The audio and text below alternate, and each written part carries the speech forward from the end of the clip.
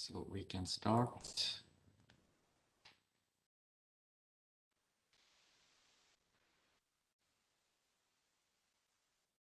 Okay, the recording is started. Okay, so welcome. Sorry for the small delay. We are still hoping one of our panelists will come. So thanks, and we are quite delighted to have seen so many people registered and participating to this first GovTech workshop that we organize. I will maybe share my screen so you can see as well, show the agenda, and I will give the floor without waiting more to Natalia, who will introduce the meeting. Natalia, the floor is yours. Thank you. Thank you, George, and thank you everybody for joining. It is a pleasure to be today with you to talk about GovTech. It is really a trendy topic, I would say, because I was this morning in another event about GovTech organized by the city of Madrid. And I see there is great interest on GovTech ecosystem, but also the importance of it is very important, and it goes beyond the offer that we do to the citizens or the businesses of public services, but it also helps the public administrations to transform themselves by going through a different way of designing the services and creating them. And this is why combining the private and public sector is so important. With the EU GovTech ecosystem and the discussions we are having here, you would perhaps wonder why this comes from interoperability angle, because if you look around, you can see that there is a lot on the interoperability team that is dealing with interoperability, but now we have launched the GovTech initiative, and it is because we think that interoperability is the basis for any public service that is being built, and we think that it's very important to include it also in the GovTech ecosystem. But we also, what we would like to build is a cooperation framework. Innovation and going to GovTech is something where public administrations in Europe are a bit resistant to it. They fear about the risk of it. So this is why if we put everybody together to design the future, to exchange best practices, the risks are also reduced, and we think that this will bring to a different level of uptake on the usage of GovTech in the public administrations. We also want to give the framework and give the means to move from experimentation to the next level. And this is something that is one of the challenges in going to GovTech and innovation. Another element is also to have a wider marketplace in Europe, to get them more involved in multi-country projects, but also this will help and support the digital strategic autonomy of the European Union. So having all this in mind, today we will have two main discussion points or presentation points. The first one will be the presentation of the results of a research that has been run by our colleagues in GRC and experts that you will see later. They will present what is the dynamics in this GovTech ecosystem in Europe, but also, and I think very interesting, to go to some of the best practices in this file.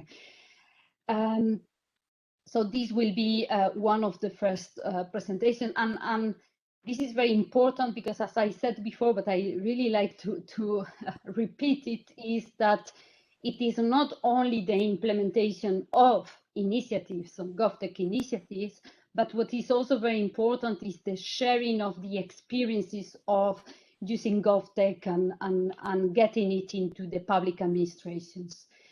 The second point that we will be discussing is the initiative, a so-called GovTech Incubator.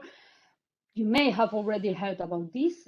This is not something very new.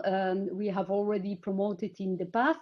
And now finally we have the dates of the call for the GovTech Incubator, because the Digital Europe work program has been adopted in November. So you will have all the details about the call. But also about other initiatives that are around the GovTech world, because this our initiative is not will not change the world in Europe. We will not change the world of GovTech actors throughout Europe, but we hope that it will inspire also other initiatives. And I would like also to invite you to think about the Recovery and Resilience Facility, where there is an important amount of budget that is foreseen already for digital transformation in the public administrations. And this can be a very unique opportunity to do this digital transformation in a different way and get into the GovTech world. There is also the possibility of other funding opportunities that the European Commission offers. And you will see some of these elements being presented. We will be also working very hard to collect all the information that covers funding of this kind of initiatives, so that you can get access to that information from a single place. And these will be Join Up that you know very well. So in Join Up, you will be able to find what the European Innovation Council is offering to startups, or at least link to that, but also other opportunities like a call for green IT solutions, where the idea is to support the green IT for public services. And there are also other call for tenders that are going on. So I know that the more important content is coming after me, so I just would like to stop here and wish you a very, very fruitful meeting and discussion. Thank you very much. Thanks, Natalia, for this introduction. So I will introduce the first team that will present, so about the GovTech in Europe. So Peter Ulrich from the GRC, Ines Mergel from the University of Constance, and Maciek Kudziemski are independent experts. The floor is yours. Thank you, George.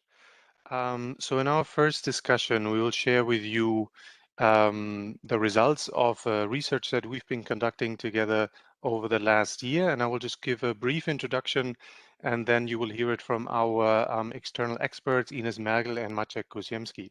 But before we get into the content of what we found out together with our external experts, I'll just briefly give you a bit of the context of what we've done, so you can better put what you hear into context. So over the course of the last year, together with Maciek, Ines, and another external expert, Amanda Martinez, we have conducted an extensive study on GovTech in Europe. We have conducted many interviews with different startups in the GovTech scene, with government officials, partially people running GovTech incubators, with other experts, and also people that just somehow fall between the cracks of these large categories. We've conducted extensive review of literature that is out there on the topic, and also conducted stakeholder workshops in order to, in an interactive format, collect some input and feedback. And the output of this year of research and work together are two twin studies on GovTech. First is the scoping GovTech dynamics in the EU, which is a technical report giving you background information, diving deep into some of the questions that are related with GovTech, analyzing different models for procurement of innovation and so on. And complementing this technical report is a science for policy report called GovTech Practices in the EU, where we look specifically at the setup and the activity and the governance of GovTech incubators and other GovTech programs, and draw lessons learned and give recommendations for those who want to maybe start their own GovTech program, support GovTech, or that are already running it and looking for inspiration of how others are doing it. We are basically finished with the work. We have the final text of these reports done and are now entering the publication stage. So you will be able to read these reports by January next year, so in a few weeks after the Christmas break, and we'll be very happy to share them with the participants of this meeting. And last but not least, I think it's also important to mention this work was funded and managed under the Innovative Public Services action of the ISA Square program, and it is a line of work that I believe will also be continued under the Digital Europe program with a strong emphasis on GovTech. So now, after giving you this brief introduction, we will move into the first presentation by Ines, which will talk to you about the scoping of GovTech dynamics in the EU. Yeah, thank you so much, Peter. As Peter said, sorry, I just have to take the control. Thank you. So I was the lead author on the scoping report, although we have all three of us, the external experts, have worked. Oops, now it's gone. No longer, Peter is actually the presenter, so we have to share his screen again, but I can continue talking already. So I will talk about the first report that Peter mentioned, the scoping of GovTech dynamics in the EU report. I was the lead author on that study, but together with Maciek and Amanda, we shared the workload and interviewing experts. We split up among different types of stakeholder groups, and we wanted also to get an overview of what is already being used in terms of what types of procurement instruments are out there for innovative government technology. We set out to, first of all, find a good definition and also a working definition for all of us to have an understanding of what GovTech is, and it's actually really difficult to find it. The minimum definition that we can all use is probably just spelling out the abbreviation of this term, that it's about government technology, but we then decided to focus on three different aspects that GovTech is really that the public sector engages with startups and SMEs to procure innovative technology solutions for the provision of tech-based products and services. And I think it's important here in the public sector to not only talk about software products, but also the services around them. And the last piece is in order to try to innovate and improve the existing public services. That is our joint understanding, and it's also true for Maciek's report that he will present in a couple of minutes.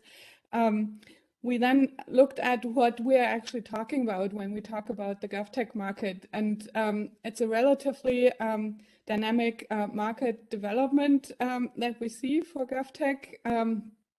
It's on the one hand, obviously highly regulated from the buyer side, very strong buyer and extremely strong buyer monopolist in many aspects. with highly regulated and formalized procurement rules that usually favor risk reduction and not so much explosive innovations and failure. And instead, we are looking for dependency, obviously, when we are purchasing technology for the public sector. It's dominated mostly by really large system integrators. That also means that there's they are hogging most of the market share. That's what we have to conclude. And so there's always a tendency then to go also back to them in terms of past dependency. On the other hand, it's an extremely diverse public sector market, because we have, if we just look at the EU, we have all the different countries, but then within each country, obviously different levels of government. So it's then extrapolated from there. And so buying off the shelf is at times a challenge when we want to address really innovative technology needs. And I think this is where really a GovTech Incubator can come in, because the existing market does not necessarily allow truly innovative actors to succeed and also get access to government funding. And so what are then the challenges that our interview partners have talked to us about? So from the government buyer side, the challenge is to keep the stability, reduce risk, but also the past dependency. Once you are locked into one specific vendor and really also large products, you are probably not going away, and you are innovating at the margins mostly. And so within that highly regulated procurement process, it's then difficult to come up with innovative instruments. Although it's possible, we have seen that, for example, with the hackathons, where a commitment was oftentimes then made to also implement the projects, the winning projects that were coming out. On the side of the startups, we were mostly presented with entry barriers, and that the dependency on venture capital comes with growth expectations. And obviously, when you're still in a learning phase and have this very consolidated market, it's then difficult to expand for startups, especially if you think about that a startup is created in one country but might not be able to also offer their services in 24 different other languages, and innovate on that basis and provide the service around the products that they are offering. So that's a huge challenge if we think about that this is one market space only.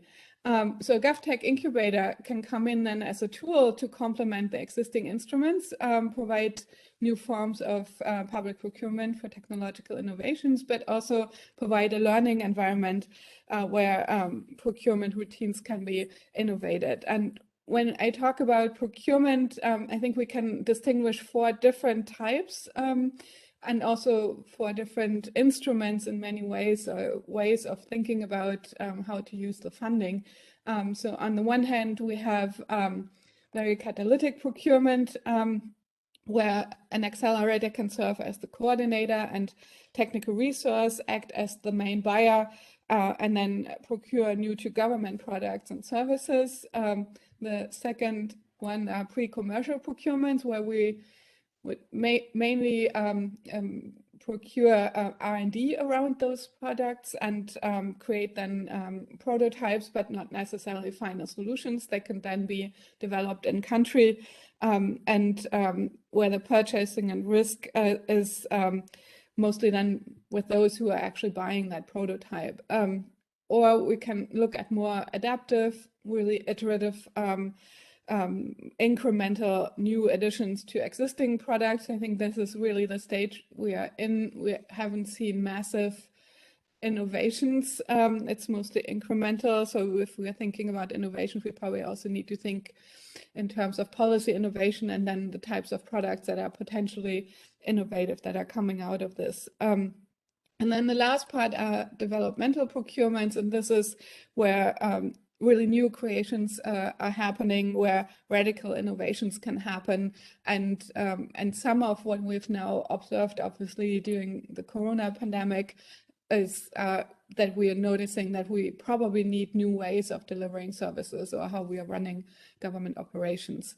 And with this overview, I would hand over to Maciek, who will present our next report. I'm happy to keep the controls in my hand if you want, or we can hand them over to Maciek.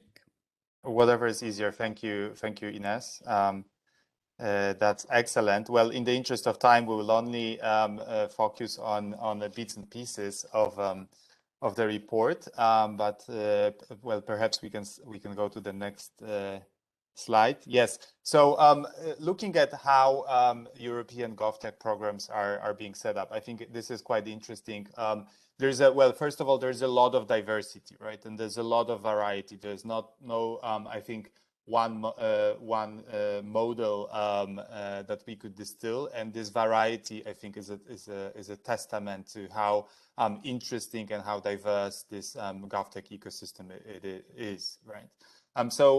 Starting with origin stories, GovTech programs have been started in multiple ways, either by entrepreneurial individuals who approach their governments to launch a GovTech experiment, or through scaling up some other public sector innovation effort and renaming it into being GovTech related, or even as a side product of a governmental commitment within some wider international governance effort, right? So, for instance, a presidency of the European Council or a G8 or G20 presidency.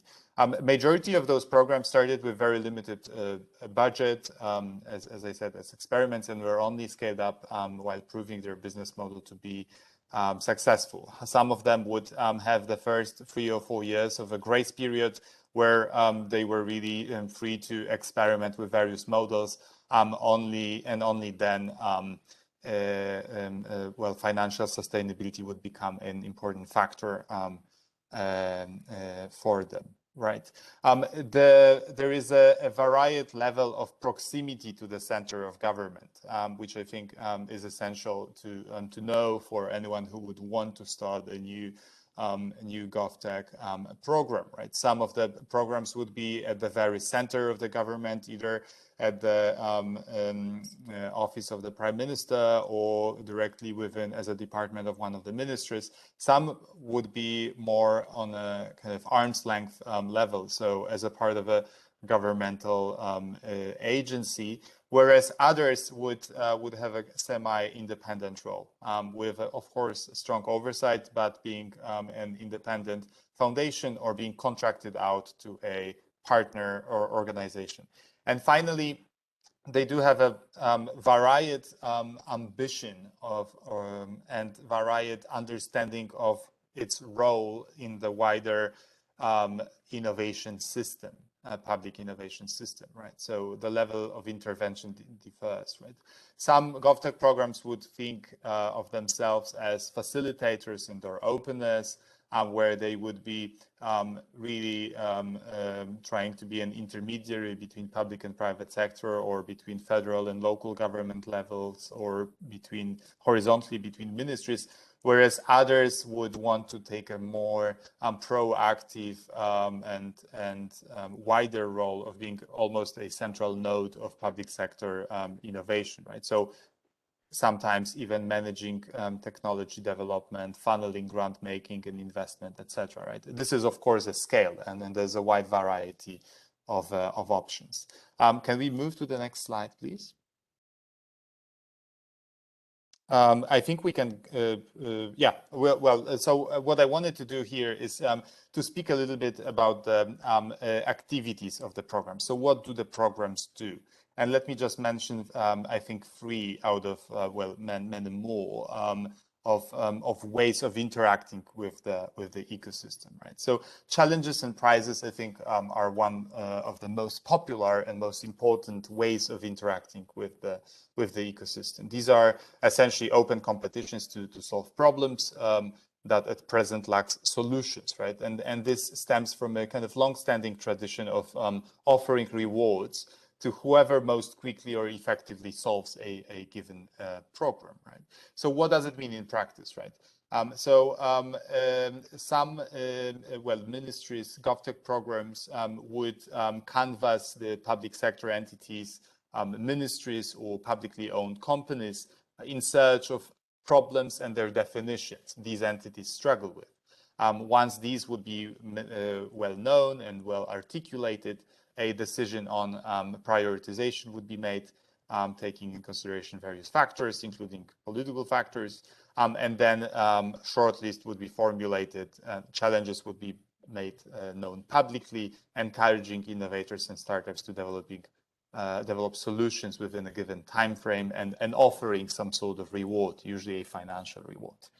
Hackathons. Hackathons are quite similar to challenges, but not quite. So they are very time constrained. Sometimes they would be called sprints. So time constrained design sprints aimed at rapid prototyping of solutions, right? There's one, the biggest one, I think it's called Hack Yeah. It's happening both offline and online.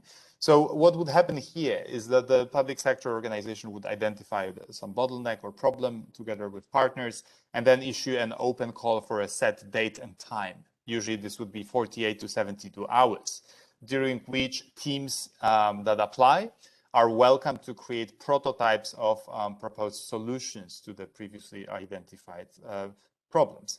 Such a design sprint or hackathon would finish with a set of presentations where best solutions would be offered monetary prizes. Some of them would be offered to scale up their solution through a contract with the government. And finally, the third that I want to mention are acceleration programs, right? So structured, time-constrained personal and business development programs with the aim of accelerating growth of usually already existing entities, right? So these would last from a few weeks to close to a year, would be cohort-based, which means that usually several companies or founders would be admitted to the program at once, heavily focused on mentorship and personal growth of the founders. And then they would usually finish with a demo day, with a public presentation of whatever has been achieved during the program. And the public presentation would be towards senior government executives, funders, investors. These programs are usually very resource heavy, very work intense, highly structured, can be thematic, can be general in scope. Some of the best ones are really well thought out and offer a lot of support, including, for instance, high-level mentoring opportunities, availability of technical expertise to participants, roadshows, presentations to potential public sector clients, and even some level of funding.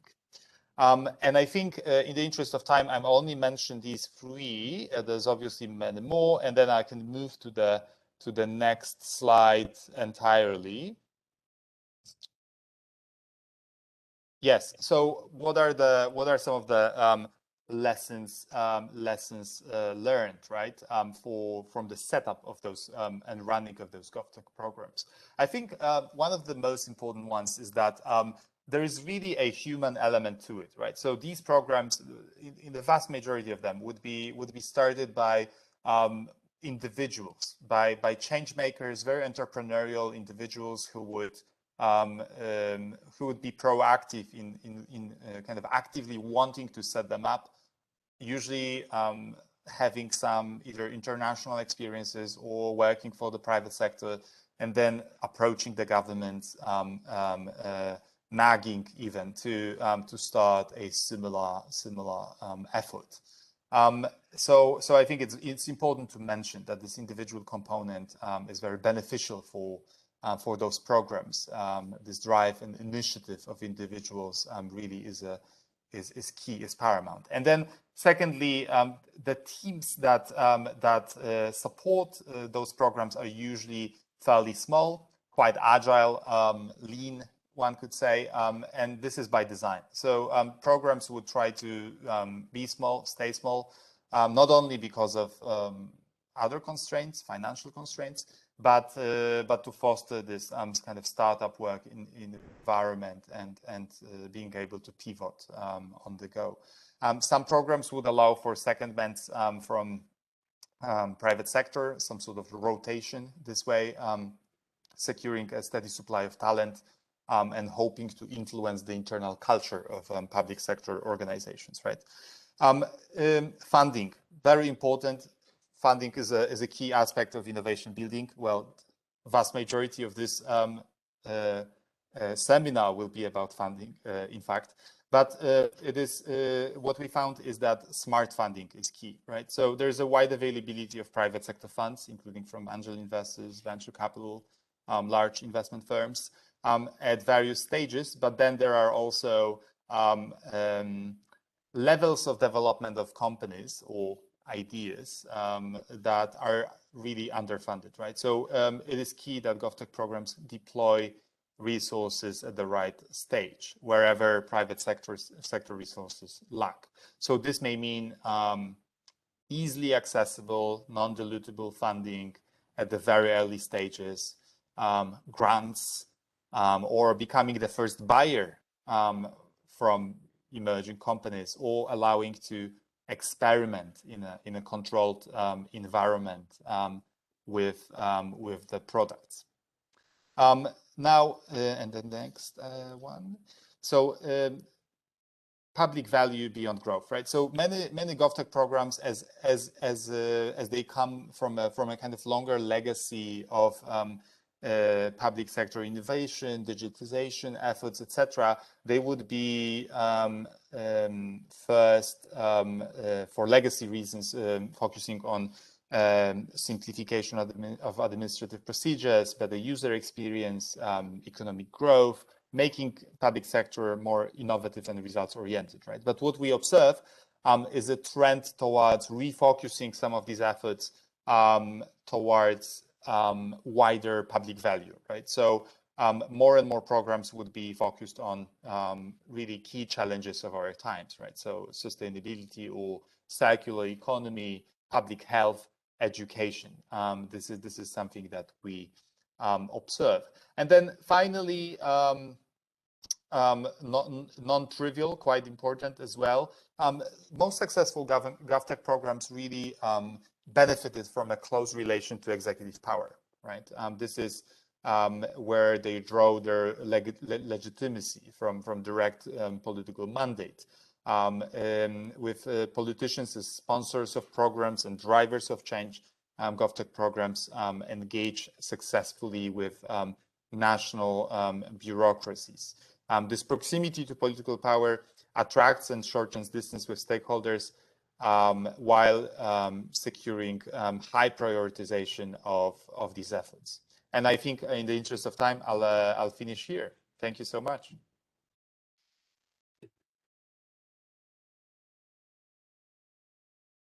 Okay, thanks a lot, everyone.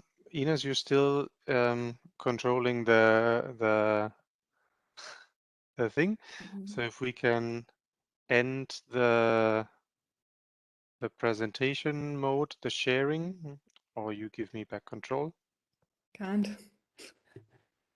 Okay, we'll figure it out. Yeah. I saw that there were already a few comments or questions in the chat, and I think we probably have a few. If you click on that orange on top of the, there you go. Okay, wonderful. I think we do have a couple of minutes for questions or comments. So let's just look at the chat. If you have additional comments, please do put them into the chat. So I think we have Cecile asked if we also considered the challenges brought by the legal framework. I don't remember, Cecile, if you asked that during the presentation of Ines and Maciek. I'm sure both can speak on it, but I think it definitely has a clear relation to also the procurement angle that that maybe Ines looked at. Would you feel like taking this question, Ines? Yeah, we have to probably preface our answers by saying that none of us are legal experts. We looked to all the questions that we presented here as kind of technology innovation specialists mostly. But obviously that came up that people would say, well, we can't, so in terms of the procurement process and the formalized procurement rules, that oftentimes startups are not even eligible to bid on contracts. So in my interviews that I've done, I heard different responses to that.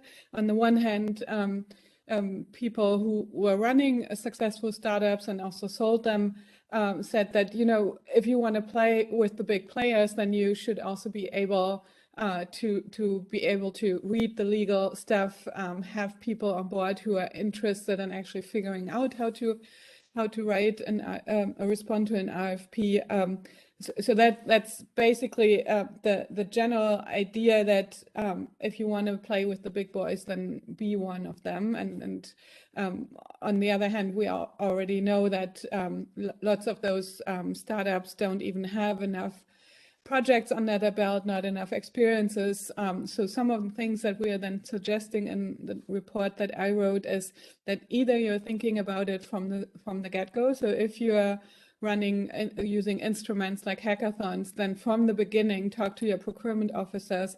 What does it mean? How can we integrate this then into the existing rules that we have? And don't do it as an afterthought and then not be able to implement the projects coming out, the winning projects, or only pay out the prize money, but then don't do anything with the prototypes.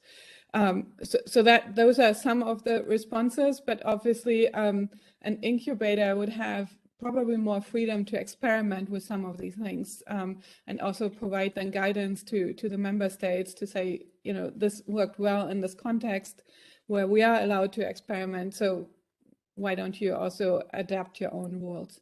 But again, I'm not a legal expert, so I can just report what we've heard from people who responded to us as expert interview partners. I'm not sure if Maciek want to add anything. Yeah, can I add? Sorry, because in fact the angle of my questions was more that you looked at the procurement aspects, and I was thinking that procurement is usually about technical technical specifications, and it was more how to gather the proper technical specifications to be a player at European level. So you need to comply with a European, you know, all the legal aspects of the European framework wherever you start your innovation. And I know from, for instance, from the invoicing field, I know that there are people who would like to have a larger reach in Europe, but to exchange invoices or to create invoices cross-border. But then they have problems in understanding which legal framework they have to comply for which country, you see. So it's to have a better view on this problem that I know in that context. I thought maybe you faced that, and also because it would help also in the legal interoperability, you know, to see how legal interoperability could support GovTech by doing the right thing if you identified it. Voila. Thanks. Ines, do you want to respond? I don't have a response to that because I didn't look through that lens on procurement instruments. For me, as an technology innovation expert on this team, it was mostly about what are the types of innovations that we can already create with the existing instruments, and what is the hole or the gap that the incubator can then fill and add to what we already do. So maybe Maciek has a better response to that. Well, I'm not sure if I do, and again, not a legal expert, right? But my 2 cents are that from majority of the interviews that I did, exactly similar concerns were very present, right? So that it's an upstream battle. GovTech programs, people who lead GovTech programs are little islands on the vast public sector oceans. and they know there is as much as they can do without changing law, right? So what does it mean in practice, right? Well, some of the programs would try to influence procurement laws and amend them in their countries. Well, very lengthy process, let me tell you. Some of the programs would focus on trying to find support mechanism and come up with support mechanisms that go around procurement, right? So either through grants or from well, pre-commercial procurement through technical dialogue, supporting technical dialogue within existing framework, et cetera, et cetera. There's one. I don't want to point to any particular national programs for obvious reasons, but there is one European program that I found to be quite productive when it comes to sharing resources and best practices on agile procurement, right? It's called Procure to Innovate, and about 10 European countries, national competence centers for procurement took part in that, Procure to Innovate. Okay, Cecile, I hope that that answered your question. So we have a couple of questions in the chat, and we would try to take them being brief and then move on. So the order is we have David Osimo with a question, then we have Lars from GovTech Sweden, Christian Ravic, and then we have Giovanna. So maybe David, would you like to restate your question about the definition and the focus of GovTech, or should we take it from the chat? Thanks. First, congratulations. A very inspiring presentation. My only concern is that we should not refer to GovTech just thinking about startups, and sometimes there is this risk. The best example in my mind is from many years ago is what Denmark did with their ID system, how they involved the private sector, not just in developing the technology, but in thinking through new business model from the inside. And they ensured high take-up, not just by users of NemID, in this case the Danish people, but by service provider. And this platform approach is integral to GovTech thinking. And it's already visible in many other countries. I remember what Italy did with the new Anagrafe, the new civil register. They went one-to-one to the providers of technology, to the municipalities, forcing them to upgrade. So I think it's very important is that we don't get into the frame that what matters is startup and GovTech. I think it's a systemic and ecosystem approach, and we need to make sure that startups are involved, because this is a problem. The problem that startups are not involved is a problem, but we should not focus only on startup. We should also focus on basically on the provider to the public administration, and to this, not only to the technology provider, but also to the service provider like banks and so on. Thank you. If I may directly respond to that, well, I couldn't agree more, and thanks for that, right? One of the first iterations of our definition of what GovTech is was that there is not one established definition. And I think focusing on the ecosystem is something that's very close to my heart, right? I think it is very different from previous waves of public sector innovation when we look at it. It is more about approach, also looking inwards, trying to shape things and build relations that are closer and based on more trust. But on the other hand, this just means that it's much harder to capture what is it exactly about. Okay, Ines, would you also have a reaction on that? Okay, then Lars from GovTech Sweden, I think you had two questions. I'll leave it to you to pick one if that's okay.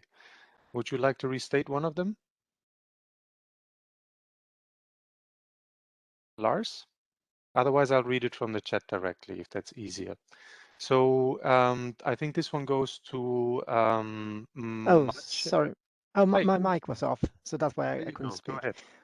So I have two questions. Also, thank you for a great presentation, and I also agree with the last comment that let's not focus just on the startups, because there are a lot of SMEs working with the public sector and could really contribute in the GovTech perspective.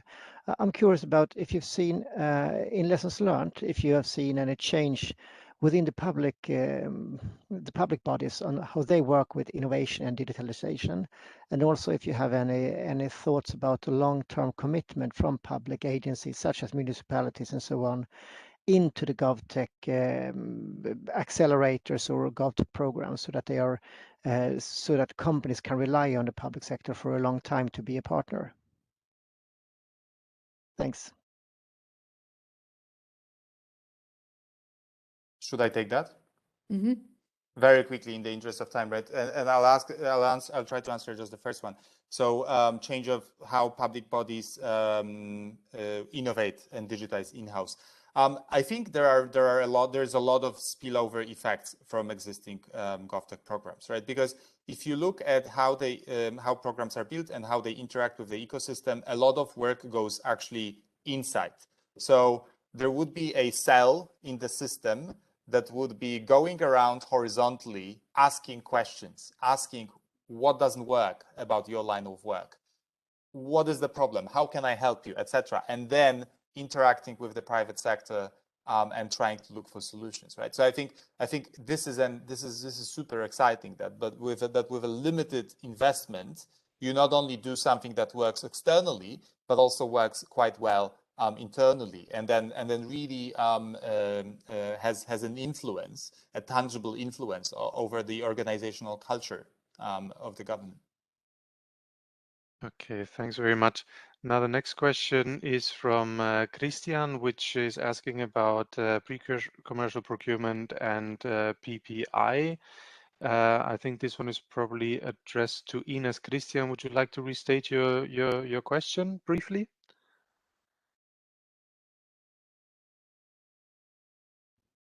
Okay, if not, we have it again in the chat. So, greetings from Zagreb. Has anyone actually pioneered pre-commercial procurement, public procurement of innovation procedures from acceleration programs? Ines, do you have anything to say on that? We actually don't have information on that from the accelerator or the GovTech programs, right, Maciek? This would be probably more along your lines because you looked at the national programs. But we've seen, for example, in Germany, where the digital laboratory actually produces prototypes, and they can then be used by all the state governments and used to develop them further. So yes, it's happening, but we haven't seen that in the GovTech programs, right, Maciek? Is that correct? Yes, we have it. Well, it's not in our reports. I have seen attempts to do that on a level of cities. I must say, this didn't land in our programs because city was not the level of analysis for our programs. But there are some really exciting things coming out from hackathons on city levels that end up being services used by citizens. So that's quite encouraging. Okay, thanks. So we come to, I see that since since I last checked the questions in the chat, more and more comments have come in. I would like to take one last questions by Giovanna, and but then also acknowledge that the comments by Christine and by Carlos are super valuable. I do recommend everyone to look at the links that Carlos from the Latin American Development Bank sent. There's some really interesting work these colleagues are doing there. But let's come to the last question before we move on in the agenda, and that is from Giovanna. Giovanna, would you like to restate your question yourself, or should I read it? Okay, so this is, the question is, the role of digital innovation hubs. Have we explored the role of digital innovation hubs and the role in testing and experimenting digital technologies in public sector?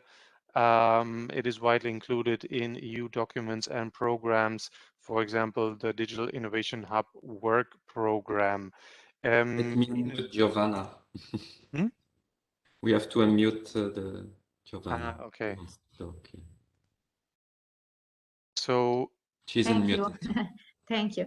Well, I included this topic of the digital innovation hubs because, of course, this is, let's say, I like very much the discussion on the ecosystem, and I think probably you did not, let's say, took into consideration, I suppose, yet the digital innovation hubs. But now there is a raising role of the hubs also toward, the digitalization of the public sector, both the public sector in itself and or the GovTech, meaning the SMEs and startup working for the public sector. So I think that probably, if not already taken into consideration in the future, probably these two areas of policy, the GovTech Accelerator and the Digital Innovation Hubs support to the public sector should be, taken into consideration in synergy. It's just a comment. absolutely. Yeah. So I can maybe answer that briefly. So you're right, we did not look at that specifically in our research, but you're absolutely right that the digital innovation hubs are a very interesting and promising initiative. And now in the second generation of digital innovation hubs, there will be much more support given to public sector organizations. We have colleagues at the Joint Research Center that are also doing a bit of research on that. So thanks very much. We'll take that on board for future research efforts that will take. So I'd like to again just briefly acknowledge that we have more questions and comments in the chat by Christine Koppers from BOSA and also by Carlos from the from the Latin American Development Bank and from Maria Claudia. Thanks very much. I'm very sorry that I think in terms of time we need to move on, but I think this is a very promising and very interesting discussion, and I hope we'll be able to continue that on other occasions as well. Thanks very much for our two external experts, Maciek and Ines, to be here for their presentations and for the great work that they've done. And as I said, by January, their reports will be published. And I think we can all looking forward to reading them. So thank you very much for your attention.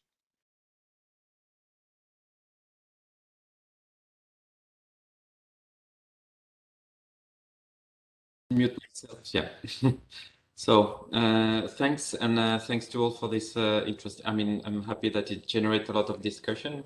It will not be over. I mean, I encourage you to. I posted the link, so you can also exchange on JoinUp, of course, in innovative public service, where the study will also be advertised, and you are welcome to post. So now we're coming to the other part, the big part. So as Natalia mentioned, there is the GovTech Incubator. So this is a new initiative, new because it's something, I mean, we created, but as well the way we want to implement it, the fact that it's, I mean, it's part of a new program as well. So a lot of things are new. So I will try to be as pedagogic as I can. So the introduction. So the first, where does it come from? So the GovTech Incubator is part of the Digital Europe program you may have heard of. So this is the new European Commission program. It's not a research program. It's more deployment, implementation. Digital transformation program, I would say, is complementing others. So it's in addition, it's something that has been decided. And as I say, we are part of it. So this is a huge program. I will not go into the detail. You can go to the page. There is a link down because there is a big part on AI, cybersecurity, etc. But in this program, in one of the specific objectives, there is the so-called European digital government ecosystem. In this ecosystem, you will find common service platforms. These are, I would say, more or less key-ready solutions. So could be data models, specifications, software, even some services that are available that public administration, public service, or even sometimes businesses, etc., can use directly. There are also one part which is supporting, I would say, legislation in preparation and adopted legislation called support to electronic identification and once only principle. This is supporting mostly for the single digital gateway regulation and the regulation on the revision of the EADAS directive. The other part is the Interoperability Knowledge and Support Center for those who are familiar with what we did in ISA Square.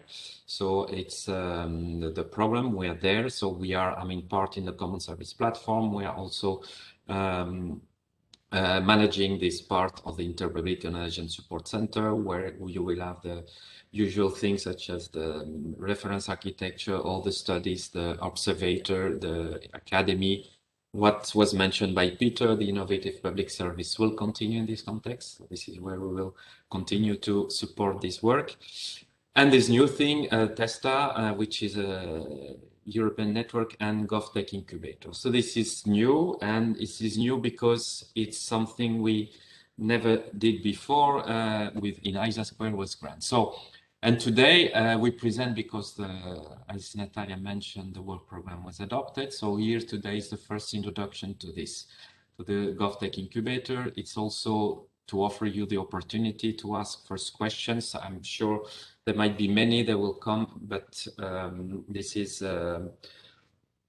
it can also help us to understand what the type of question, what are the people are wondering about what we want to do, but also to provide you the opportunity to start first contact, apologize for the typo, and start to networking, because in order this to be successful, this is key, so that you will understand why in the following slide. So what is the idea behind this GovTech Incubator? So the GovTech Incubator ideally would be a consortium composed of different, we'd say, GovTech labs, innovation labs, whatever is the name.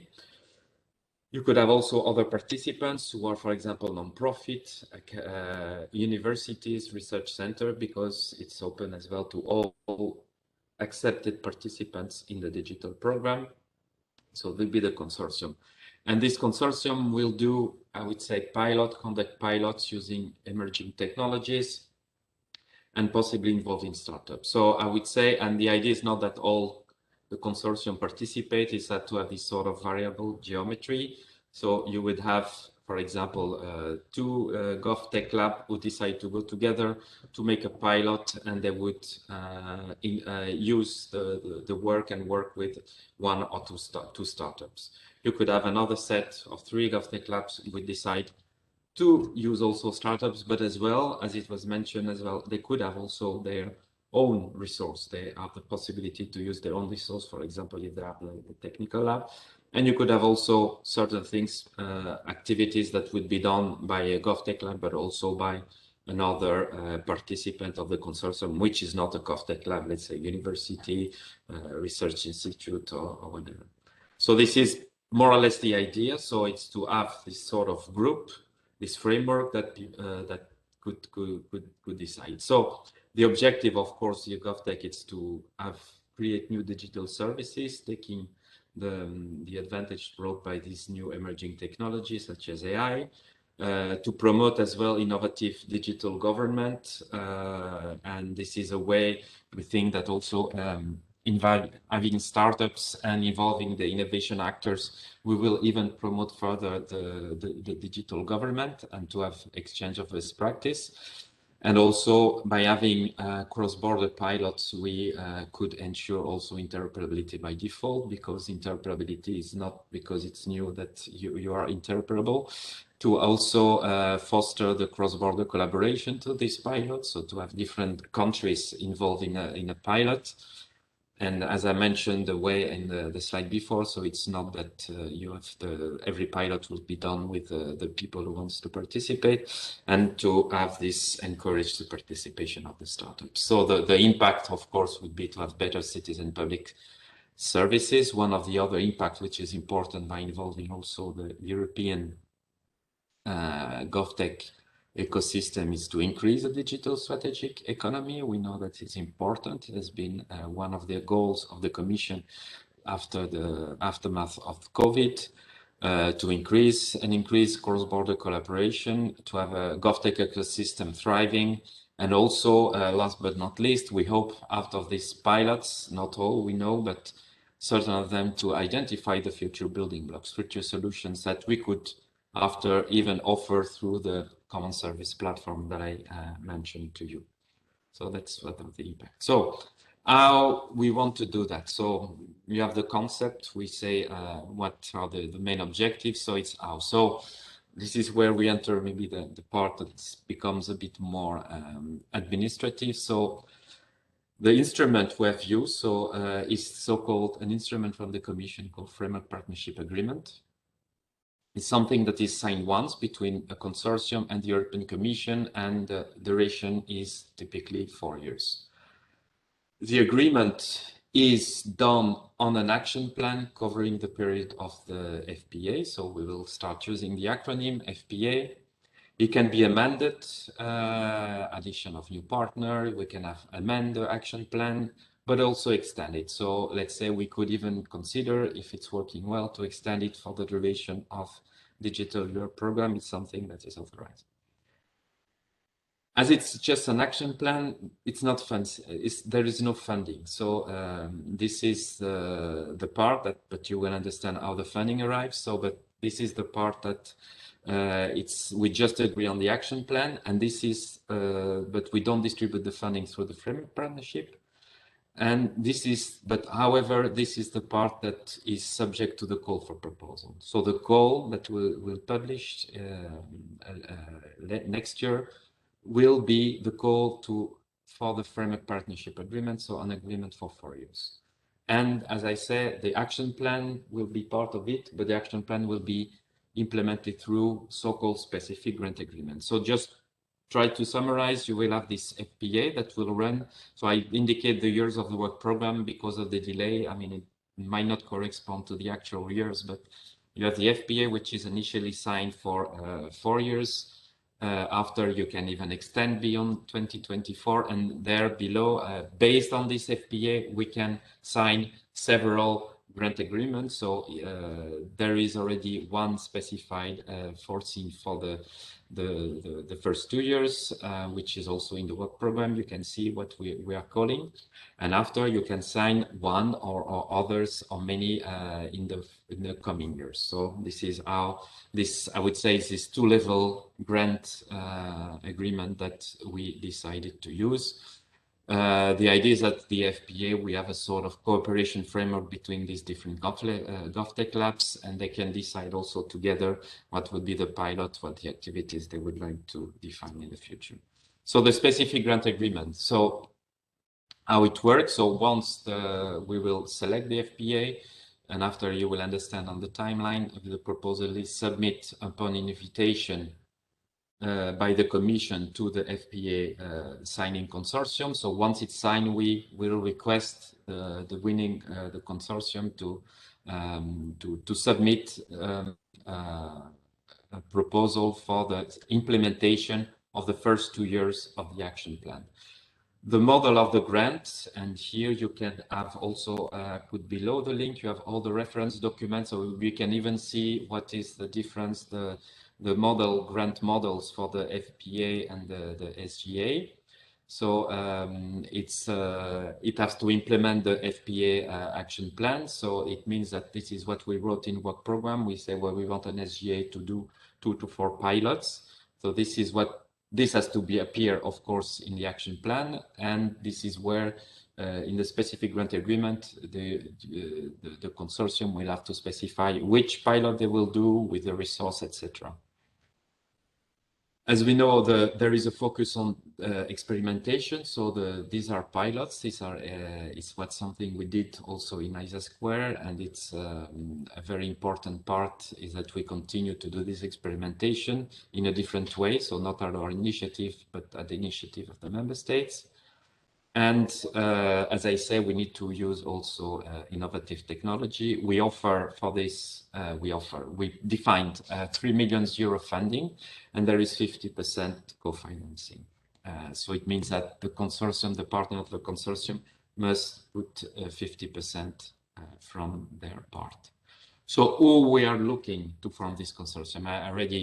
I said it a bit, but write it would be useful as well. So as I say, it's GovTech Labs, GovLab. I mean, there are several names, even sometimes I don't have enough innovation or in the name. So this is something that it's the type of activities they have to be sponsored by government.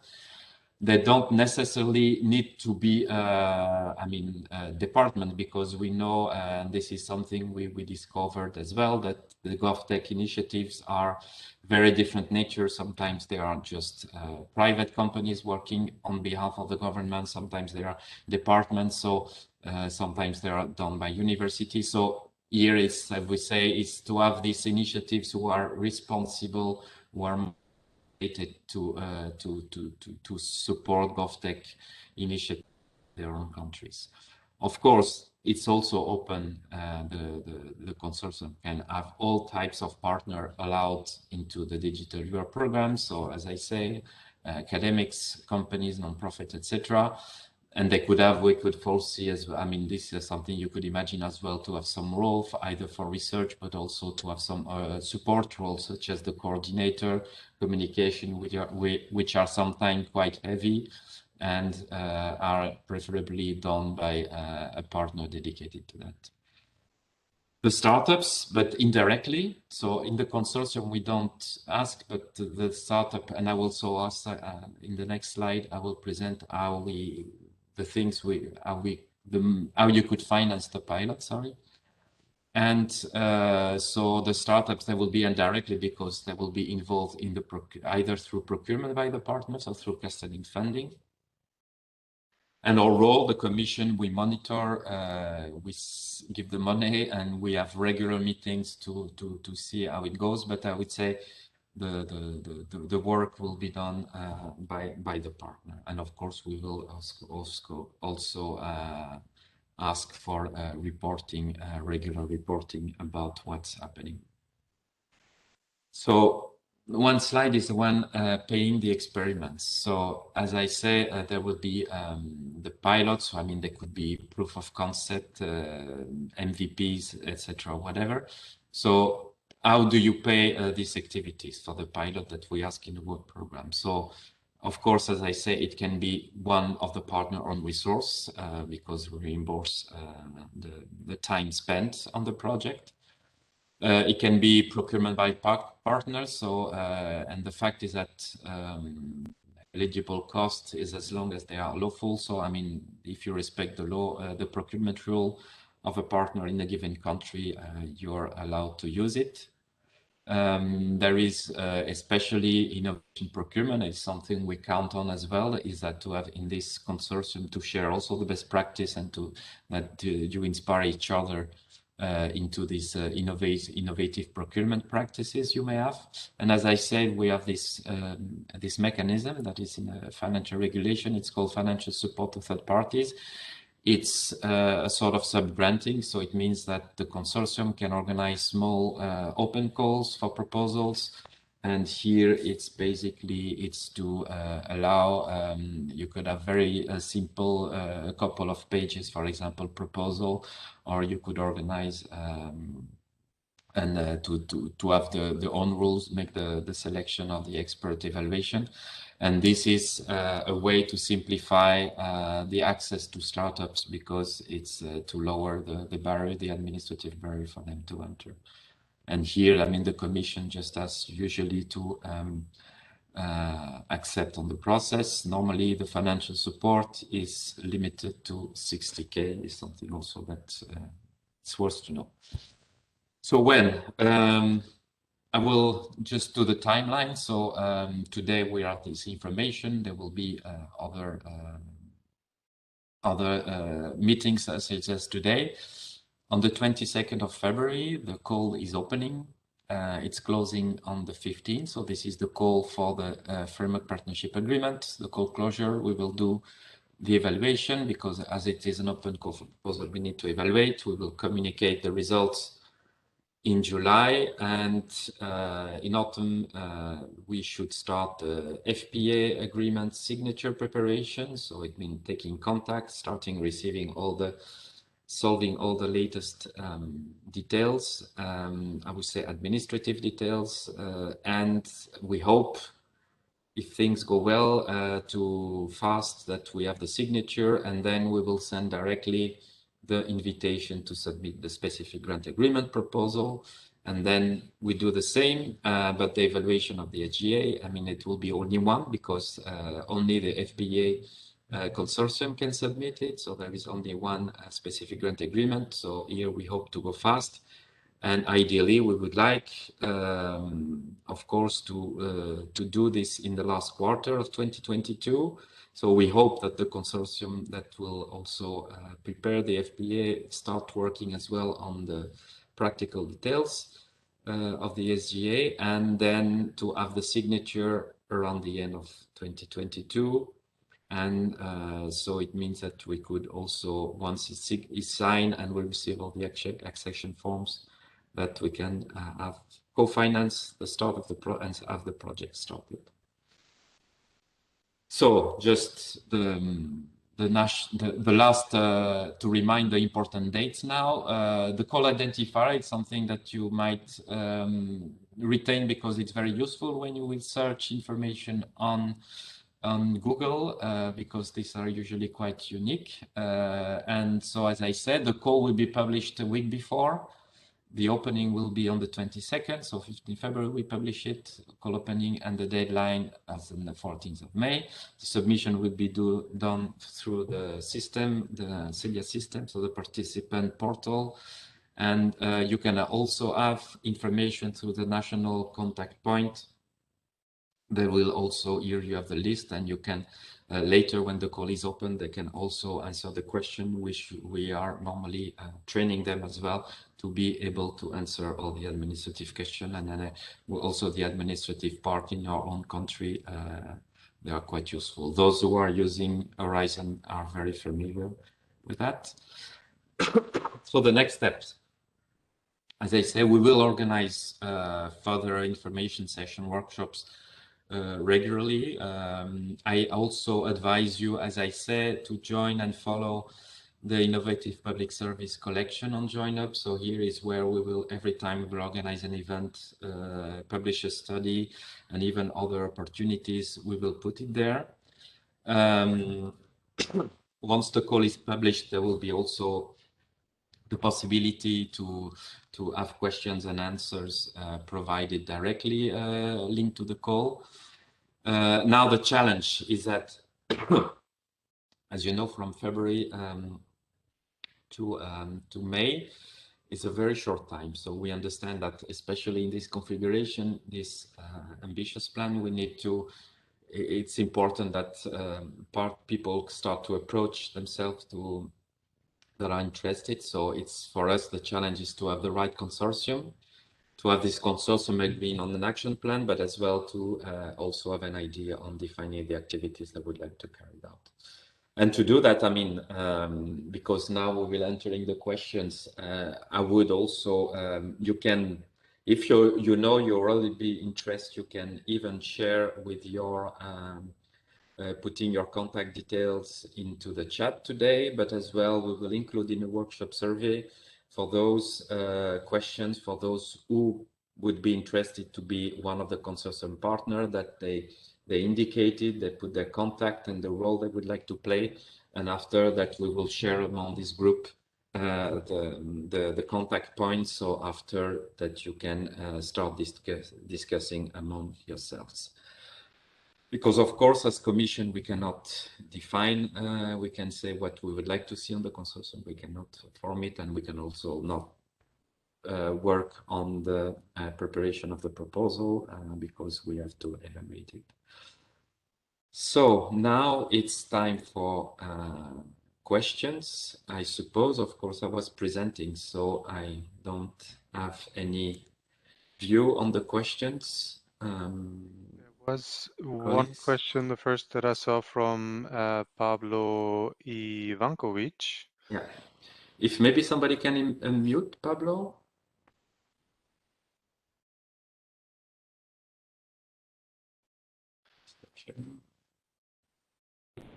Go there real quick. And I don't see him, I'm not finding him right now. So maybe I'll just... Yes, I see him. He's unmuted. Pablo, you can ask your question. Hi, thank you very much. Super interesting. Yeah, I think it was sort of answered, but I was just wondering if the pilots may come from the consortium or are they necessarily external actors? So it should be as support funding of third parties type of action always. As I say, I mean, there was the slide when I show the possibilities. I mean, we cannot be prescriptive on the way the pilots are done. So, of course, it's something we encourage is to have the startup doing it. However, as I say, it was indicated they can come. The partners can use their own resource to conduct the pilots, of course. But as I say, I mean, it's part of the consortium, so this it has to be agreed. But it's something that is, of course, not forbidden to do. There are the question. I think that David Osimo already expressed his interest from the Lisbon Council to participate. I don't know if there are other questions from audience. Lars, yeah. Lars, try to unmute you. So, yeah, can you ask your question? Thank you. I was curious if you have any more information on the call. If how large would you see a good consortium would be, and how many countries need to be involved in that kind of information, if that is decided yet, or if it will come later? Yeah, I mean the call. Unfortunately, as I say, I mean the call will be published. The call will be published only in February. About the size of the consortium, the number of countries, they are not. I mean, hopefully, we would like to see everybody. I mean, so 27 countries are ideally. We know that it will be difficult. This is depend on how many wants to be involved. Just to mention as well that maybe something that is important, because the FPA doesn't have any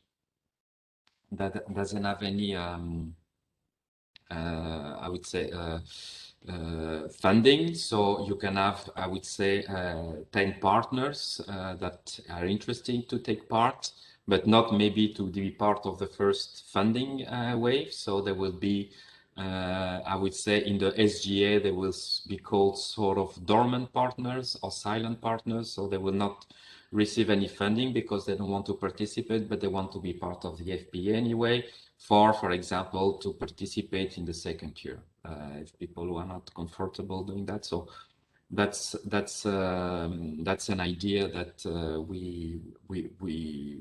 it's allowed. So I mean, there is no limitation in size. I mean, of course, we don't expect a consortium of 80 people, because this would be lead. I mean, it's also, you have to consider that it's 3 million. So the more, the less it's per partner after. So it's also part of the negotiation after on how you build the consortium. But we don't have any prescription. Frank Lehmann, exactly. Yeah. If you can, will unmute you. Yeah. Frank, if you want to ask your question. Hi. Hi. Can you hear me? Yeah.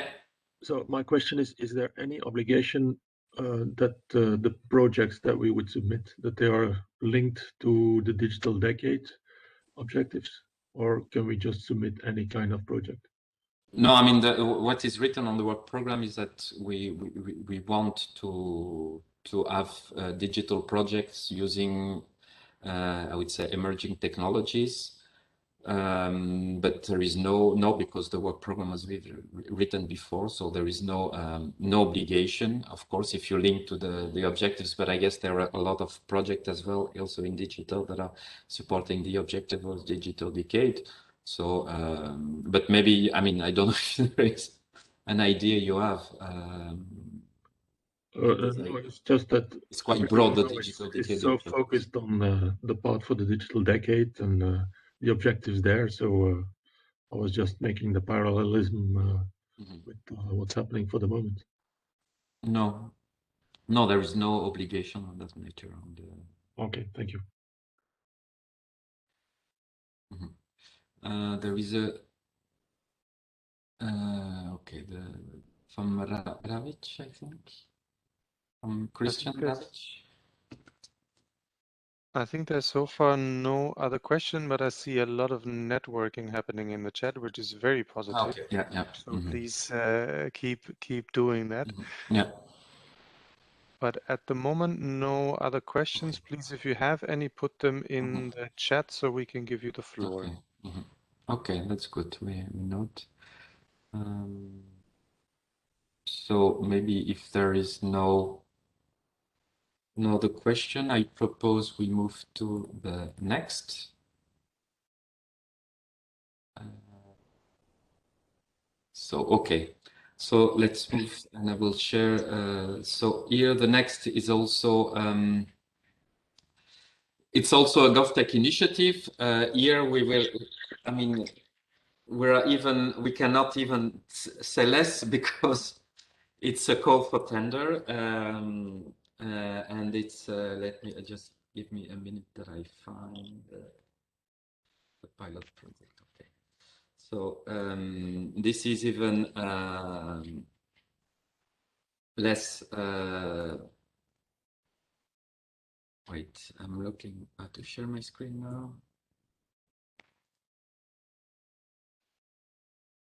So share. Okay. So I will introduce. So it's been done by our colleague from DG Connect on the eGov and Trust unit.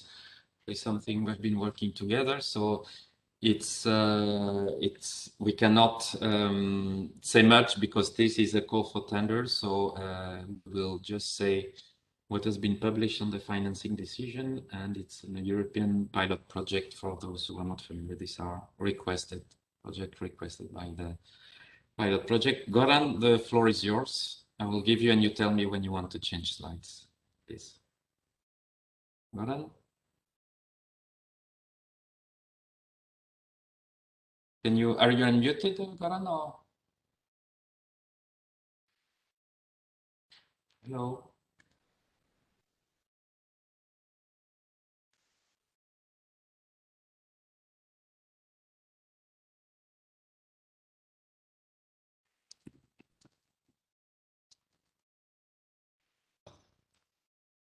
Hello? Can you hear me? No? Yes, now yes, yeah. Oh, now it's okay. Okay. So technicalities solved. So good afternoon from DG Connect. My name is Goran Zekovic, and DG Connect, together with Digit, is working on preparation of the call for this European Parliament pilot project, which is called Fostering Digitalization of Public Sector and Green Transition in Europe through the use of an innovative European GovTech platform. So next slide. The idea of the project is that it will be launched through public procurement. That is already said. The total value is 1.5 million euros. We also expect this project to be launched during the first quarter of 22. So we are not certain now when, but realistically we can expect it to be published in February, in March, with expectation that project will start third quarter of 22, September or October realistically, with a total duration of 24 months. The objective of the project is to introduce the European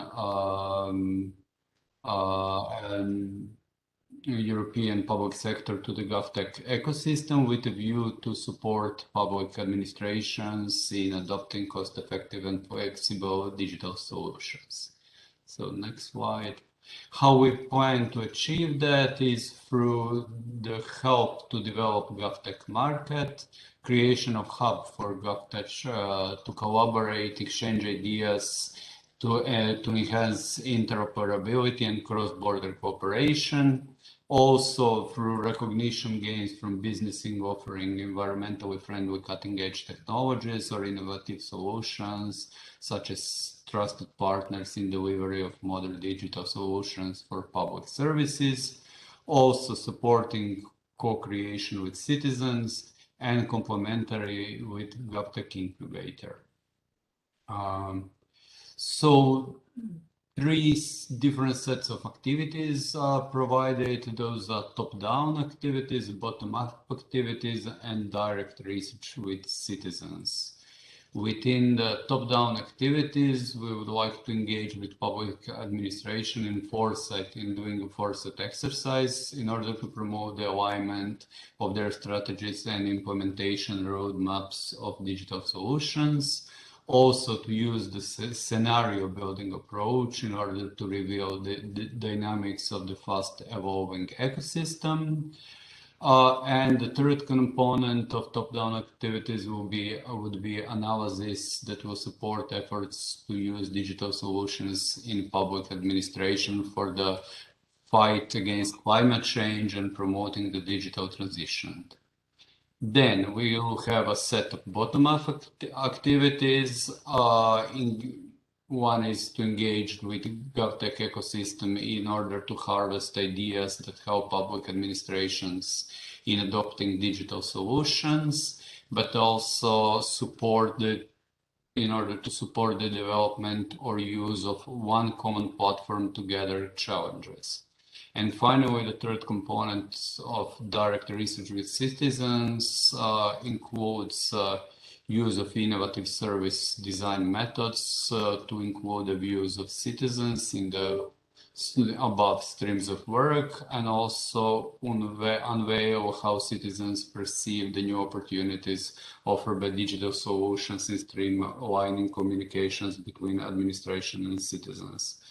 As this is public procurement, unfortunately, we cannot at the moment tell you more, but expect around in 2 to 3 months maximum that call will be published, and all the details will then be published and freely available. So thank you very much. Many thanks, Goran. Yeah, unfortunately, there are not really questions because, I mean, it would be delicate for us to, it would put us in a complicated situation if we say more. So, but it's just to let you know that this is also coming. There are an activity, as Goran said. I mean, this is also in the financing decision, the agreement of to make this procurement, that we will coordinate with the GovTech. So there will be no, I would say, overlap, and we are really working closely together to do that. So that's it. If I go back to the as well now to the screen. So I think we have to. Do we have Pedro? Are you here?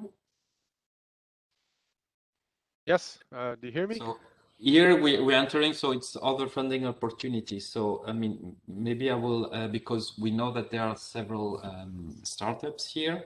So here we will present, I can just say a bit. So there is Pedro who will present an opportunity for the startups who are here. I mean, offered by the European Innovation Council, with who we are also have collaboration. And here it's more because what we presented so far, it's more oriented toward public administration that we use startup, but we wanted also to show that there were opportunities. You will share your screen, Pedro, or should I share myself? I don't know if I can. Otherwise, I have your presentation. I think I can share it. Let me try.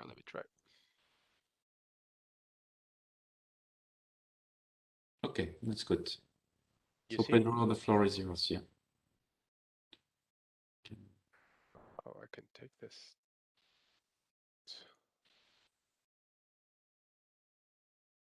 it good? Yeah.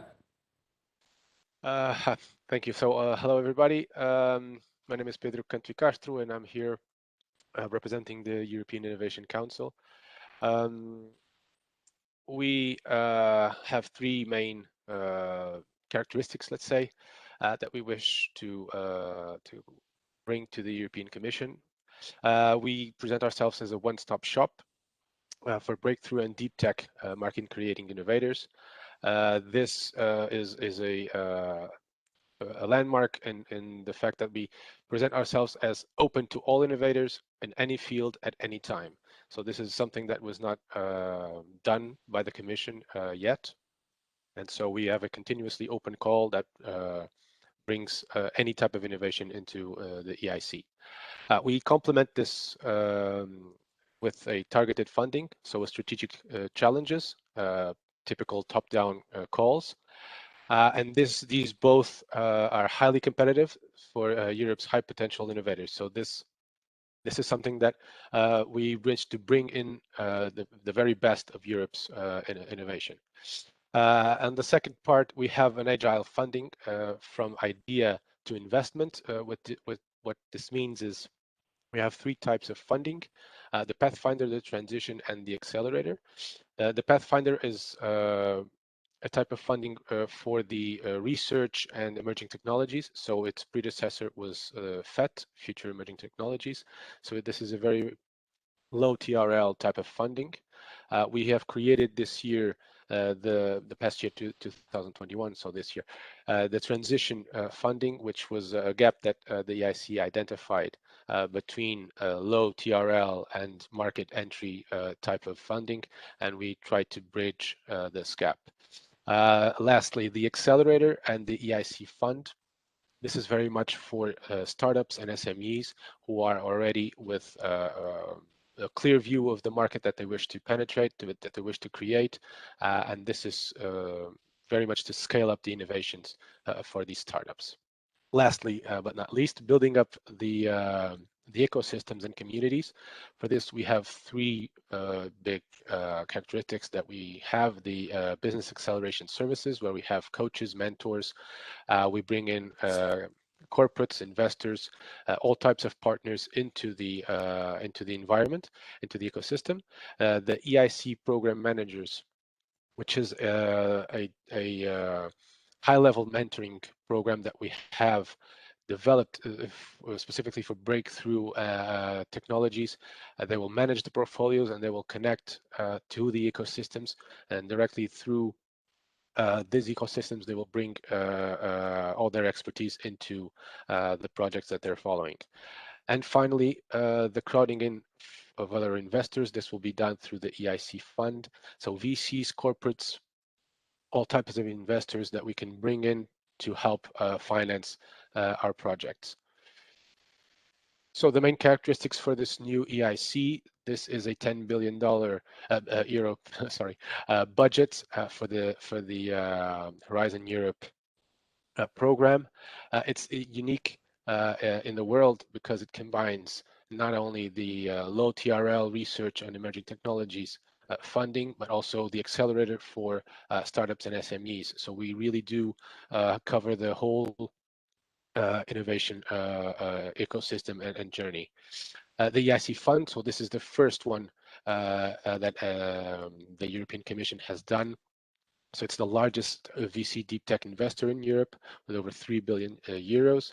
This is the EIC is very innovative centric, which means that we have always at the core of our decisions the innovators, the people that can bring true change into Europe. And for this, we have a board composed of leading innovators, but not just people from corporate, people from the more research backgrounds that will help us guide the EIC to where it needs to be. This proactive approach, like I was mentioning, from the program managers, they will be very hands-on with the projects. They are people who are very well known and very versed in this ecosystem, and they will help us obviously to bring out the best in these projects. Obviously, the European innovation ecosystems is a big part of the innovation that we want to, of the change we want to bring into innovation. We have partnerships with the ERC and with the EIT, so we can create a true ecosystem around innovation. And finally, the new EIC builds on a successful pilot phase, which lasted from 2018 until 2020, which had a 3.5 billion euro funding. This is just to give a location, more or less, where we are in terms of the Horizon Europe program. So we are in the Innovative Europe pillar, which is pillar 3. So there's the European Innovation Council, the European Innovation Ecosystems, and the EIT. In ISMEA, the agency that I work in, we have both the EIC and the European Innovation Ecosystems coexisting in this agency. The EIC Accelerator is fundamentally the flagship of the EIC towards startups and SMEs. So we aim at disruptive breakthrough innovations with the potential to scale up and to bring these projects into European or global levels.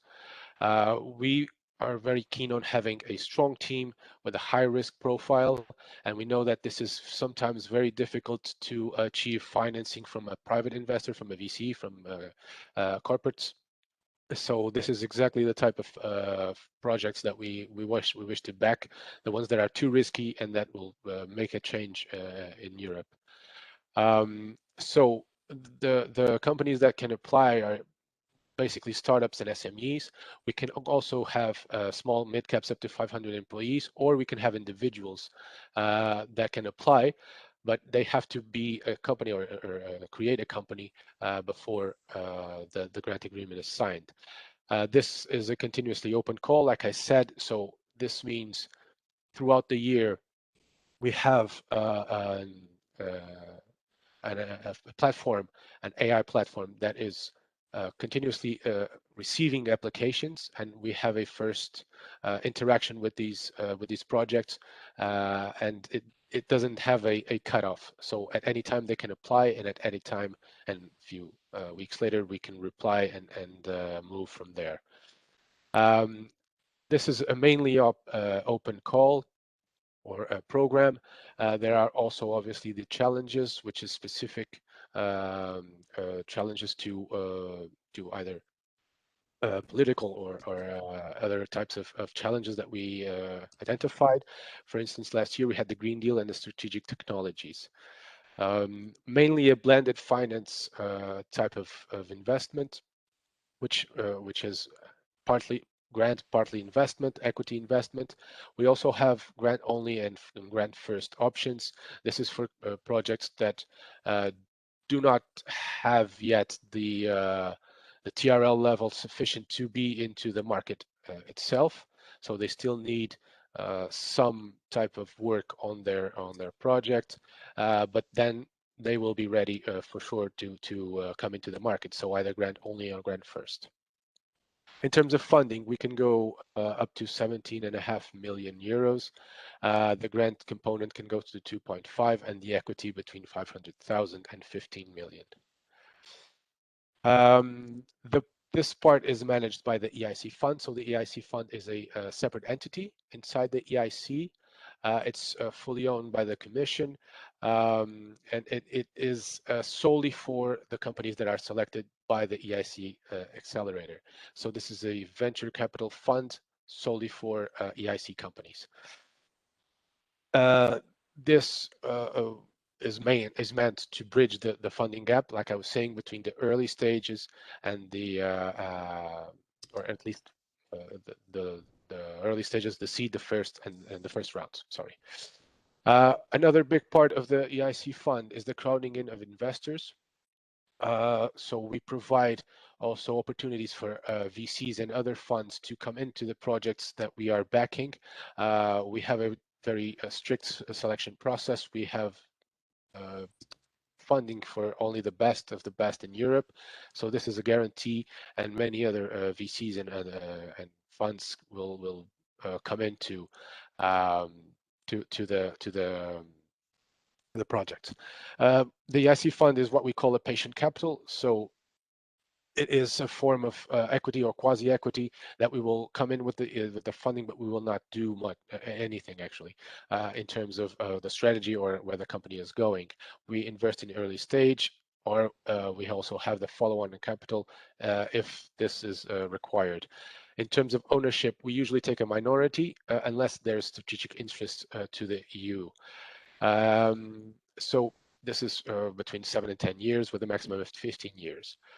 We have the business acceleration services, which is something that we provide in addition to the funding. So access to advice, coaching, mentoring, and support specific to women innovators or greenhouse emissions. We have access to business partners like corporates, investors, procurers, or the access to innovation ecosystems. I've mentioned the EN, the incubators, accelerators between every country in the EU and abroad. So just a few things from the impact report that we released in November this year in the EIC Summit. So we had three major clusters: the digital and industry, the green, and the health. These are just some figures of the companies in the project that we've backed in these three areas. We have 137 investments in the fund pipeline, around 600 million. These are just two. The first one was Core Wave, and Nil Technology is also one of the most prominent ones that we have backed with the EIC fund. We have now three startups that were backed by the EIC pilot that have become unicorns: Sealink, BioArctic, and just this year, a few months ago, Sword Health from Portugal. Lastly, we have not just three unicorns, but we have almost 100 centaurs. This also attests to the strength of the program that the EIC is having, and it speaks loudly for us. And that's it from my side. I hope I was on time. Thank you. Thank you, Pedro. I don't know if there are questions. I would have one. What you call unicorns and centers, is it expressed in euro or in dollars? It's euros. It's in euros. So if you can recall, unicorn, it's 1 billion. Yeah. Market, exactly. And centers is 100. Okay. Yeah. Exactly. I don't know if there are some questions. I mean, I saw the platform, the AI is quite impressive, the accelerator platform. So we invite you to. I guess you have the link, and they're on the slides. Huh? Yes, on the slide there's a link to the EIC website, and there you can have all the links. Yes. Are there questions? You can either raise your hands or have the. It's a niche. Seems not. Okay. Thank you very much. Yeah. So I will share. So I will do the last presentation. Unfortunately, it's not something digital. It's something done by Connect. And this one is about a PCP that the call has just been open. And okay, I open it now. And I will start. So this is a PCP. So this is more for public administration. Here, so we'll change again style of slide. So this is part of the Horizon Europe, and I do it on behalf of my colleague Lieve Bos, who is on holiday and could not here to present. So here we just put some pointers, because as I've put the link on the slide, if you go and join up, you would have the link with the news, the recording that starts exactly on the info day that was organized for this pre-commercial procurement. So this is a call for the work program topic. So it's on the cluster 4 of Horizon, and it's part of resilience part. So it's boosting green economy recovery and open strategic autonomy in strategic autonomy in strategic digital technologies through PCP. The budget is 9 million euros, and they expect one project, and the submission deadline is in March 2022. So just maybe for those who are not familiar, pre-commercial procurement, it's I mean, it's normally to bring a solution that that does not exist on the market. So it's to de-risk the tech development. So where there is still too risky to have a large-scale deployment, and to try to attract new player in order to also avoid locking supplier locking issues. So usually it's done. It's public sector is buying R&D to have the solutions fitting the need, and the way it is done is that usually how it is done, and I will show on the next slide, it's done with several suppliers in parallel. So, and after there is different phases and with different, I mean, production, and there is all a production of design, prototyping until the test. And there also a share among the partner. There is the shared risk and benefits, because in IPRs, especially because IPR are handled in a particular way, especially for the participating administration.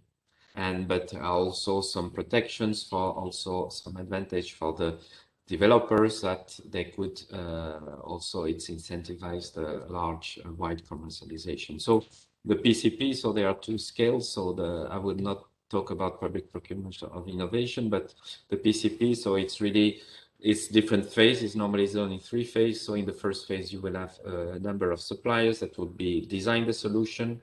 After, there will be an evaluation of the different design. You will select, you will have a subset of different solution, and where you will build a prototype, and the third part would be real development and testing with a certain volume, the services, plus after the possibility of purchasing some resulting solution. The PCP is not under the procurement directive, so it means that you can have this this is authorized, because mostly due to the low volumes, so it does not destroy the market. So here, the scope of this particular pre-commercial procurement is to bring to the market new green digital solution. The idea is to encourage the development and developer the reference for piloting and validation of breakthrough innovation, to close the gap between to close the gap between the demand and supply side. And the topic will support at least minimum 2 public buyers, like before. So then here it's saying that it has to be public buyers that collectively implement the PCP. Of course, they can be done. It's open to proposal to all domains of public sector activities. So it can be public administration, transport, energy, education. So of course, it's open as well to the public administration who are here today with us. And the requirement is as well to use one or combination of different ICT technologies. So here you have the link on the slides that will be shared to the portal and the funding details. So and what is not in scope. So for the proposal for suppliers, it's not an R&D grant. It's not used to sell solutions. So this is not, it's not as well to buy existing off-the-shelf solution. So it's really to develop from bringing from, I would say, something that is going out of research to the market. And the proposal would then are not, I would say, have a green and digital solution. So as it was said, it needs on greening ICT, but not ICT for greening other sectors. So here it explains what's the difference between the two of them. So here you will see it's of greener cryptography, greener software, etc. But it's not about a solution that will speed climate neutrality, etc. So here we have also a look of other, if you want to look others. The outcomes here, it's as usual, and this is why it fits here, and we decided as well it would be worth to present to you. It's to advance the public sector normalization, to use the transformational power of digital technology. This, you don't need to be convinced on that. Also to bring to the market new green digital solution, because we need as well. I mean, we have this climate challenge that is among us, and we need also to tackle it. So it's something that it's very important. And as well with the COVID, we need and the importance of the big platforms, we need to really ensure that you open the strategic autonomy of digital technology for Europe, and also to leverage the pre-commercial procurement to drive innovation. There are, I would say, the original slide deck has a lot of advantage of the impact of PCP. So I invite you as well to go on because I don't want to take time, it starts to get late. We're approaching the end. Here I put the video recording and slides. So if you go and join up, we put a news item. If you click on it, you will start on you can find the slides, the full slide deck, and also see the video recording, so you can see a full presentation of 20 minutes on that. After you decide if you want to take part of it or advertise it, after you have all the information. This I forgot to mention, we have also in digital, maybe it's worth to say that we will also benefit from the Idealist support. So Idealist is national contact points specialized in ICT sector, and as well as it was mentioned by Pedro, the IPR help desk will also support for any question you might have as well in regarding IP intellectual property questions. So that is all. If you have questions, I could try to answer, but I think after it's better to contact the people. You have all the contacts, because here it was just for information for you, because we thought that might be an interest for you. And I think now, if you would like to intervene, if you have other questions about one or the other topic, I think we still have some time left. We're foreseen a quarter to go, but I guess we went until the last minute. Does somebody wants to intervene to say something? Please raise your hand or have in a chat, or even my fellow panelists.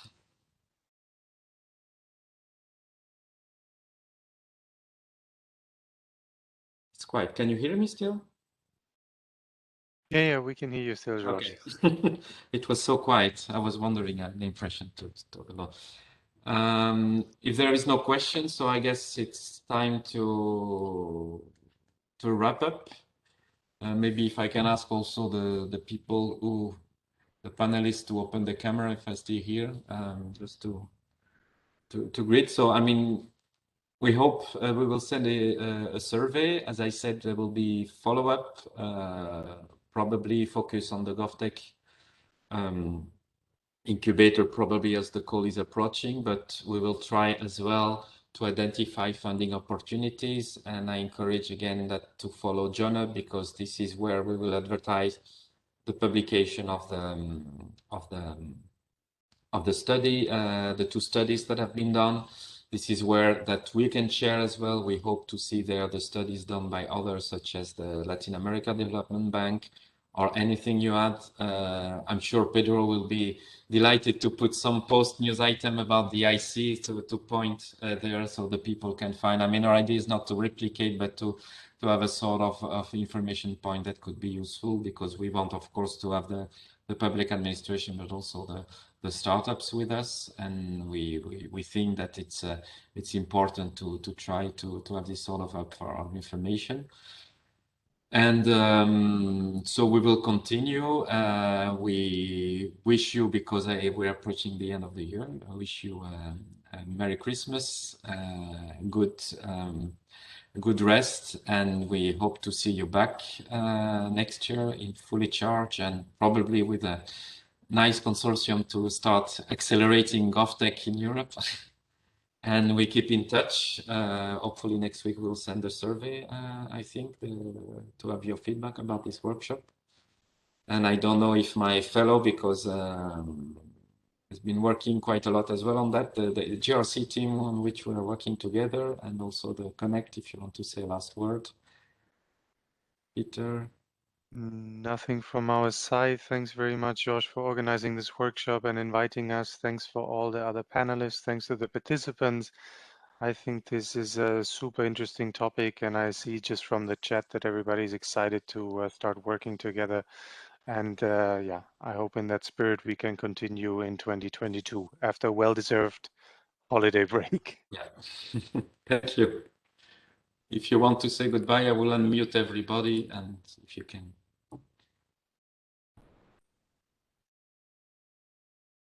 If you want to talk, you're free to say goodbye. Thank you. Bye. Thank you very much. Everybody. Goodbye. Thank you for having me. Bye. Thank Bye. you. Bye. Happy holidays.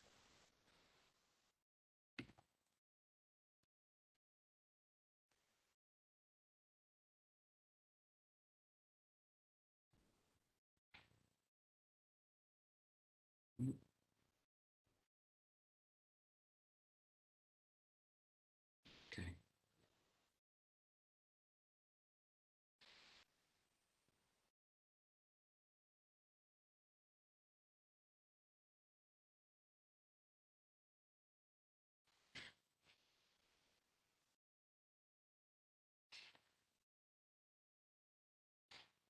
Oui.